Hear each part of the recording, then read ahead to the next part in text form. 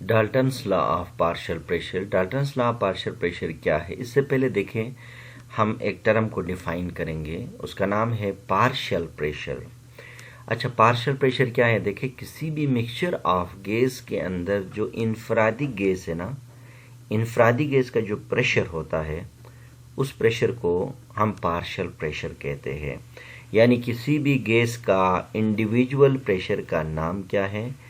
Partial pressure. मिसाल के तौर पर एयर देखिए, मिक्सचर ऑफ गैस है। अब इसमें से हाइड्रोजन का जो पार्शियल प्रेशर जो एयर है इसके बहुत कम होगा, क्योंकि इसकी परसेंटेज कम होती है। तो इसी तरह से एयर के अंदर देखिए ऑक्सीजन का पार्शियल प्रेशर क्या होगा? तो एयर के अंदर ऑक्सीजन का जो पार्शियल प्रेशर है, यानी ऑक्सीजन का अपना जो इनफरादी प्रेशर है वो कितना है? 159 क्या है? Torr of the partial pressure of क्या है? ऑक्सीजन है। तो इसी तरह से मैंने बताया कि पार्शियल प्रेशर क्या है? The individual pressure of a gas. किसी भी गैस का इंडिविजुअल प्रेशर, अपना प्रेशर का नाम क्या है? पार्शियल प्रेशर कहा जाता है। अब देखिए डाल्टन लॉ क्या कहता है। डाल्टन लॉ कहता है कि किसी भी कंटेनर में मिक्सचर ऑफ गैस है, लाइक एक कंटेनर है जिसमें गैस ए है, गैस बी है, गैस सी है। वो कहता है किसी भी कंटेनर में जो मिक्सचर ऑफ गैस है उसका जो टोटल प्रेशर होगा, यानी उसका जो टोटल प्रेशर जो डेवलप होगा वो होगा sum of the partial pressure of the individual components के, यानी गैस के इंडिविजुअल कंपोनेंट के सम ऑफ के बराबर होगा। तो जैसे कि यहाँ लिखा गया, the total pressure exerted by a gas mixture is equal to the sum of the partial pressure of each gas present in a mixture. याद रखना कि जो गैसेस होते हैं ना मिक्सचर के अंदर, वो केमिकली आपस में रिएक्ट ना करें, क्योंकि जब वो केमिकली, वैसे तो गैसेस करते नहीं हैं, अगर केमिकली रिएक्ट करेंगे ना तो फिर वो सम ऑफ टोटल के बराबर नहीं हो सकते। मिसाल के तौर पर देखिए, अगर मेरे पास एक कंटेनर है जिसमें गैस ए है, बी है और सी है ना, तो अभी देखिए मिसाल के तौर पर यहाँ पर देखिए उस गैस का टोटल प्रेशर, लेट सपोज मैंने कहा 1000 टॉर है, कहा मैंने, बोला 1000 टॉर बोला मैंने। लेट सपोज मैंने कहा कि the total pressure of a gas क्या है, लेट सपोज मैंने बोला 1000 टॉर है। तो 1000 टॉर लेट सपोज गैस का प्रेशर है, तो ये किसके बराबर है? मिसाल के तौर पे इसका है 500 टॉर है, लेट सपोज, प्लस करते हैं, और इसका लेट सपोज हमने कहा कि 100 टॉर है, और इसका हमारे पास क्या है? 400 टॉर है। तो ये सम ऑफ करेंगे ना तो ये 1000 टॉर के बराबर होगा। तो ये है डाल्टन्स लॉ का यानी स्टेटमेंट। अच्छा, इसके बाद अगर हम इसके एग्जांपल में देखें तो देखें हमारे पास एयर क्या है? Mixture of non reacting gases है ना। एयर के अंदर हमारे बुक के मुताबिक 78% नाइट्रोजन है, और कुछ किताबों में 21%, हमारे बुक में 20% लिखा है ऑक्सीजन। और आर्गोन देखें हमारे पास 0.93% है, और कार्बन डाइऑक्साइड 0.03% है, और अदर गैसेस बहुत ही ट्रेसेस बहुत कम मिकदार में पाए जाते हैं। तो ये हो गया डाल्टन्स लॉ का स्टेटमेंट, और मैथमेटिकल स्टेटमेंट और इसका थ्योरेटिकल स्टेटमेंट। अब देखिए हम दो रिलेशनशिप डिस्कस करते हैं। पहला रिलेशनशिप है relationship between pressure and number of moles of gas, यानी number of moles of gas का प्रेशर के साथ क्या रिलेशन है, क्या डायरेक्ट है या इनवर्सली है, जरा देखते हैं। According to general gas equation आप लोगों ने पढ़ा है, प्रीवियस वीडियो जरूर सुना होगा कि PV is equal to nRT है। अब यहाँ पर P को इधर रखते हैं तो V डिनोमिनेटर में चले जाएगा। लेट सपोज हमने कहा एक कंटेनर जिसमें गैस A है, गैस B है और गैस क्या है? C है। Number of moles A, number of mole N1, NA, NB, NC है। तो फॉर गैस A के लिए क्या होगा? PA, ये इक्वेशन में देखें R कांस्टेंट है, T कांस्टेंट है, V कांस्टेंट है, क्योंकि वॉल्यूम तो 1 dm³ सबके लिए बराबर है ना। तो N वेरिएबल है तो N1 होगा, इक्वेशन नंबर 1 हो गया। इसी तरह से देखें गैस B के लिए क्या होगा? PB, NB बाकी कांस्टेंट है, और इसी तरह से हमारे पास देखें फॉर C के लिए हमारे पास देखें NC बाकी कांस्टेंट है, ऐसे लिखेंगे।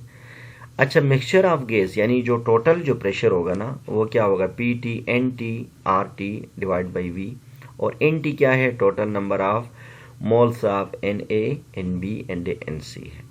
अब हम क्या करते हैं, डिवाइडिंग इक्वेशन 1। लेट सपोज हम 1 का निकालना चाहते हैं, तो 1 को हम 4 के साथ डिवाइड करते हैं, तो P T divide by P A होगा इक्वल टू, और N A R T V divide किया हमने यहाँ पर, R N T R T और वी हो गया, और इस डिवाइड को मल्टीप्लाई में बदल देंगे, तो ये इसको हम उलट देंगे राइट साइड को, तो हमारे पास इक्वेशन ये बना।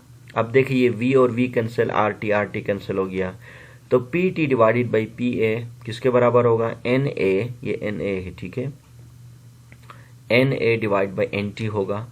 और यहाँ से हमें क्या चाहिए, पी ए चाहिए ना, तो पी ए एन ए और divide by N T multiply by P T. तो आप एन ए पुट करें, number of moles of A, और total number of mole put करें मल्टीप्लाई टोटल प्रेशर, तो आपके पास क्या आएगा, आपके पास यानी इंडिविजुअल गैस का प्रेशर आएगा। इसी तरह से ये सिर्फ ए के लिए नहीं है, आप इसको ए को, आप इसका मतलब ये होगा कि ये ए जो है ना, ये पार्शियल प्रेशर ऑफ ए अपने नंबर ऑफ मोल के साथ देखें डायरेक्टली प्रोपोर्शनल है।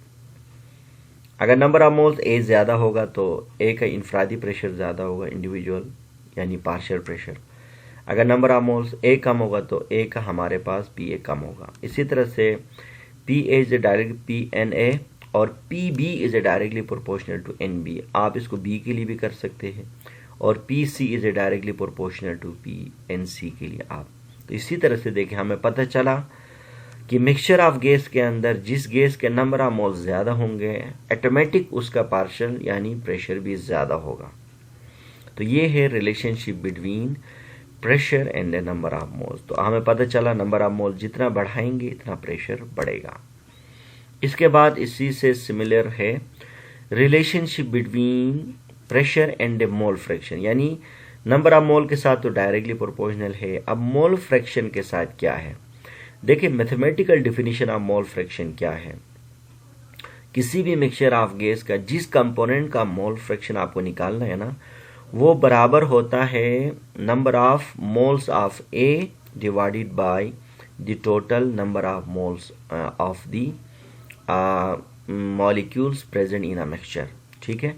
तो ये मोल फ्रैक्शन ऑफ ए का डेफिनेशन है। यानी मोल फ्रैक्शन किससे कहते हैं, यानी किसी भी number of moles of component जिसका आप निकालना है, उसको component of the mixture divided by the total number of मोल जो इसमें प्रेजेंट है। इसका डेफिनेशन है मैथमेटिकल। आप सोल्यूशन के चैप्टर में डिटेल में समझोगे। तो ये मोल फ्रैक्शन का मैथमेटिकल डेफिनेशन है। तो मोल फ्रैक्शन ऑफ ए क्या होगा, तो मोल फ्रैक्शन ऑफ ए एक्स को रिप्रेजेंट करते हैं, मोल फ्रैक्शन को हम एक्स से रिप्रेजेंट करते हैं, तो N A divided by N T कर देते हैं। अब इसको मैं क्या करता हूँ, इक्वेशन नंबर 4 में पुट कर लेता हूँ, 5 में। तो यहाँ पर 5 में पुट करेंगे ना, तो ये देखें मैथमेटिकल डेफिनेशन है N A divide by N T, तो ये क्या होगा, मोल फ्रैक्शन ए होगा डॉट। इसका मतलब ये है कि पी ए अपने मोल फ्रैक्शन के साथ क्या है, डायरेक्टली प्रोपोर्शनल। तो हम लिख सकते हैं कि P A is A directly proportional to the mole fraction of A है। अगर मोल फ्रैक्शन ऑफ ए ज़्यादा होगा तो पी ए ज़्यादा होगा, अगर मोल फ्रैक्शन ऑफ ए कम होगा तो पी ए कम होगा। इसी तरह से अगर मैं आइडियल गैस के लिए करूँगा तो जाहिर सी बात है ideal mole fraction of ideal gas क्या होगा, number of moles of ideal gas divided by the total number of mole present in ideal gas. तो इसी को अगर मैं इक्वेशन नंबर 5 में पुट करूँ तो पी आई होगा एक्स आई और पी टी। तो इसी तरह से हम कह सकते हैं कि ये जो हमारे पास पी आई है ना, ये डायरेक्टली प्रोपोर्शनल होगा मोल फ्रैक्शन ऑफ आई के साथ। तो ये दो रिलेशन भी आप याद करें एग्जाम के लिए, ये रिलेशन बहुत इंपॉर्टेंट है।